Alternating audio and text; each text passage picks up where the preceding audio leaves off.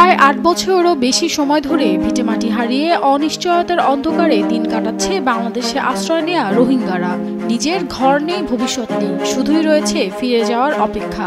তবে সেই অপেক্ষায় নতুন করে আশার আলো জ্বালিয়েছে জাতিসংঘের উচ্চ পর্যায়ের সম্মেলন।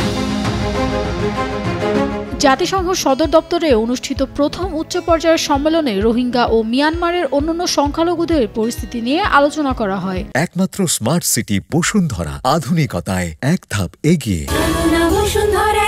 গত মঙ্গলবার নিউ ইয়র্কে জাতিসংঘ সদর দপ্তরে আয়োজিত এই সম্মেলনে যুক্তরাষ্ট্র ও যুক্তরাজ্য রোহিঙ্গাদের জন্য নতুন করে সর্বমোট ৯৬ মিলিয়ন মার্কিন ডলার সহায়তার ঘোষণা দিয়েছে।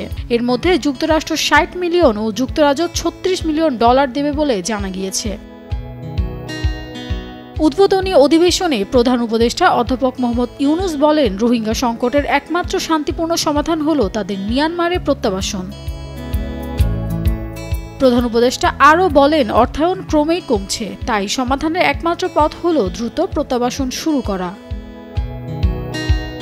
এদিকে যুক্তরাষ্ট্র যুক্তরাজ্যের নতুন এই সহায়তা রোহিঙ্গাদের ত্রাণ কার্যক্রমে গতি আনলেও মূল সমাধান হিসেবে নিরাপদ প্রত্যাবাসনেরই দাবি জোরালোভাবে উঠে এসেছে এ সম্মেলনের মাধ্যমে।